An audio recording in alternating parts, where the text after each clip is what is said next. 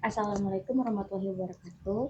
Kita dari kelompok kuliah kerja praktek akan mensimulasikan aplikasi yang kita buat dengan judul perancangan sistem manajemen dan monitoring peternakan bebek pada sirkuit bebekku. Dengan ini, saya akan memperkenalkan anggota dari kelompok kita. Perkenalkan, nama saya Alwina Kayaliasari dengan NPM 2022 4350 2501. Nama saya Muhammad Zidan Al-Juhdi dengan NPM 2022 4350 2507. Nama saya Muhammad Irfan Marzuki dengan NPM 2022 4350 2495. Nama saya Fajar Nur Arianto dengan NPM 2022 4350 2491. Nama saya Arsyandi Satriani dengan NPM 2022 4350 2478. Perkenalkan, nama saya Risyad Fahlevi dengan NPM 2022 4350 2476. Perkenalkan, nama saya D. Hafiz Abdillah dengan NPM 2022 4350 2472. Perkenalkan, nama saya Lintang Sekar dengan NPM 2022 4350 2511. Di sini kita masuk ke page login. Kita masukkan username, di bawahnya password. Lalu kita klik login, versi login. Nah, di sini saya akan menjelaskan bagian yang form pelanggan tetap. Di sini ada ID yang otomatis terbuat di dalam. Lalu di sini ada nama, kita masukin nama. Lalu jenis usaha, rumah makan. Lalu alamatnya, Jalan Jembatan Condet. Lalu di sini kita masukkan nomor telepon 0812345678. Lalu di sini kita di sini tanggal pakai JDate Chooser, yang dimana nanti kita tinggal milih tanggalnya berapa. Kita sini coba tanggal 1. Kita klik save, data berhasil disimpan. Nah, lalu kita akan masuk ke bagian laporan. Nah, di laporan kita akan filter misalnya dari tanggal 1 sampai tanggal 31, yang dimana nih fungsi untuk memfilter dari tanggal sekian sampai sekian itu ada beberapa data.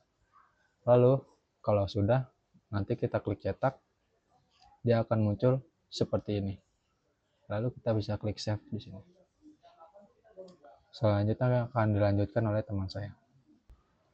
Saya akan melanjutkan penjelasan dari teman saya bagian supplier.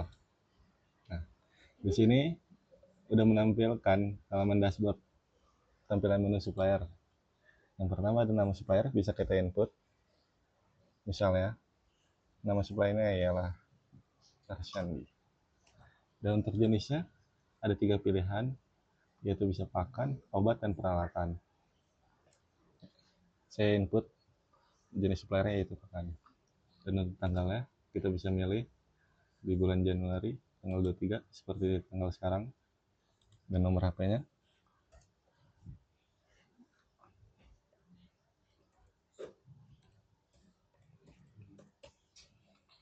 Untuk alamatnya bisa kita ketik sendiri, alamat supplier dari mana ia berasal.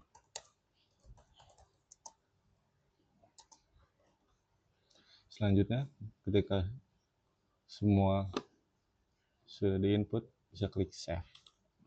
Data berhasil disimpan. Oke. Setelah diinput, kita bisa melihat laporan apa saja yang sudah diinput untuk bagian supplier. Itu ada di sini nih. Pertama kita pencet filter. Tanggal dari tanggal 1 sampai tanggal akhir 31. Filter. Nah, kalian bisa lihat di sini yang barusan saya input di halaman supplier tercetak di bagian laporan, seperti tanggal, nama, alamat, nomor telepon, dan jenis. Dan ketika sudah masuk ke laporan, ketika Anda ingin mencetak, bisa pencet bagian cetak.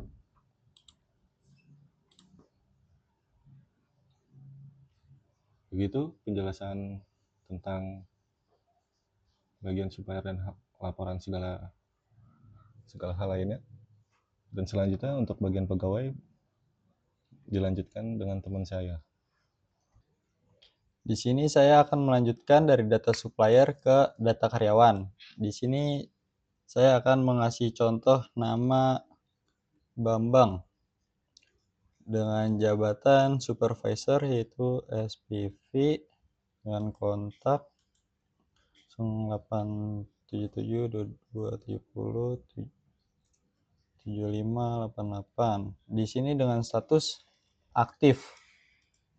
Lalu kita save, data berhasil disimpan. Lalu di sini kita bisa lihat laporan dengan mengklik tombol print, maka data tersebut akan muncul berbentuk laporan. Nah, di sini udah masuk data berbentuk laporannya yaitu Pak Bambang dengan jabatan supervisor dengan kontak dan status yang aktif. Kemudian akan dilanjutkan oleh teman saya. Di sini saya akan melanjutkan from monitoring kesehatan. Nah, di sini ada tanggal, jumlah bebek diperiksa, jumlah bebek sakit, gejala, penyakit. Nah, kita isi from tanggal 1. Jumlah bebek diperiksa 10, jumlah bebek sakit 5. Nah, gejalanya di sini ada nafsu makan berkurang, gangguan pernapasan, bulu kusam. Nah, kita pilih nafsu makan berkurang. Penyakitnya mata biru. Kita save. Oke. Lalu di sini kita bisa melihat data laporan. Nah, di sini kita isi tanggal 1 sampai tanggal 31. Untuk penyakitnya kita input penyakit yang sebelumnya, mata biru. Filter. Nah, ini hasil laporan kesehatan. Oke, terima kasih. Kemudian dilanjutkan oleh teman saya. Oke, sekarang saya akan melanjutkan di from penjualan bebek potong. Di sini itu ada tanggal, ada nama, jenis bebek, jumlah terjualnya, harga per ekor, sama ada totalnya. Nah, coba kita di sini klik dari tahunnya 2026, lalu bulannya misalkan 10, tanggalnya 13. Ini namanya kita coba lagi pakai nama Bayu, jenis bebeknya bebek potong. Nah, ini jumlah terjual misalkan dia beli 20 ekor dan harga per ekornya 60.000. Ini di sini kita klik hitung. Nah, di sini kelihatan totalnya. Lalu kita klik save. Nah, ini data berhasil masuk. Ada penjelasannya di sini. Dari namanya, jenis bebek yang dibelinya apa, terjualnya berapa, harga satu ekornya berapa, dan total pembeliannya berapa. Oke, selanjutnya saya akan melanjutkan di from pakan. Di sini terdapat pakan bebek dan juga penggunaan pakan. Di pakan bebek terdapat nama, jenis pakan, harga pakan, tanggal, stok, dan juga ID pakan. Lalu di bawahnya ada button save untuk menyimpan hasil inputan di atas dan juga button delete. Untuk di bawah hampir sama, isinya ada petugas, nama petugasnya, jumlah per kilo untuk yang diberikan ke bebek, terus nanti ada ID pakannya, tanggal, dan juga keterangannya. Di sini juga ada button save dan juga delete. Oke, selanjutnya saya akan mensimulasikan bagaimana from pakan ini berjalan. Di sini kita tulis nama seperti Alwina. Nah, di sini saya bisa pilih untuk jenis pakannya ada dedak, konsentrat, dan juga gabah. Semisal kita pilih gabah. Lalu harga pakannya untuk gabah sendiri sekitar kita pakai harga 50.000. Ini untuk harga percobaan awal. Untuk tanggalnya pada tanggal 23 Januari 2026. Setelah itu kita bisa masukin stok untuk jenis pakannya. Misalnya stoknya ada 5 karung dan juga ID pakannya ini udah otomatis terisi. Kita bisa langsung save untuk menyimpan. Oke, data sudah berhasil disimpan. Selanjutnya data masuk ke dalam tabel keterangan seperti ini. Selanjutnya, di sini ada penggunaan pakan. Di sini kita bisa tulis nama nama karyawan atau petugas yang memberikan pakan. Setelah itu memberikan jumlah per kilonya. Semisal karena ini ada 5 stok, misalnya kita pakai 1 karung tuh isinya ada 5 kilogram.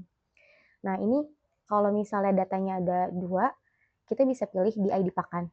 Tapi ini tadi kita baru 1, jadi hanya 1 yang muncul. Selanjutnya, tanggalnya bisa sama. Misalnya keterangannya sudah diberi makan. Oke, lalu kita bisa save. Nah, untuk keterangan tadi sudah tersimpan di tabelnya. Saya di sini akan melanjutkan dan menjelaskan tentang laporan penjualan.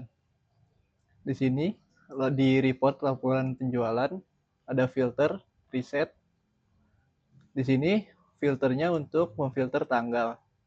Kita coba filternya dari tanggal 1 Januari 2026 sampai tanggal 31 Januari 2026. Kita coba print. Di sini akan muncul semua yang sudah di-input. Ada ID-nya, ada namanya, ada jenis, ada jumlah, harga, total, dan tanggalnya untuk di laporan penjualannya.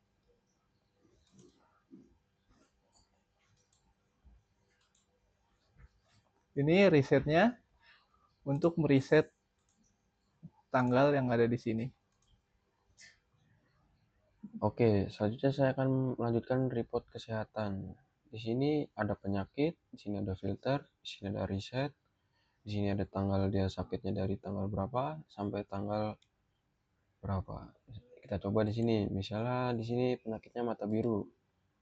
Terus dari tanggal misalnya 1 Januari 2026 nih misalnya, sampai tanggal 31 Januari 2026. Nah, di sini ada print. Kita coba print di sini. Nah, di sini kelihatan ada ID-nya, jumlahnya, bebeknya yang sakit, gejalanya, penyakit, dan tanggalnya. Di sini ID-nya K001 dan jumlahnya 10. Bebek yang sakit itu ada 5. Gejalanya itu nafsu makan yang berkurang. Penyakitnya itu mata biru. Dan tanggalnya itu di 1 Januari 2026. Nah, kita lihat di monitoring kesehatannya.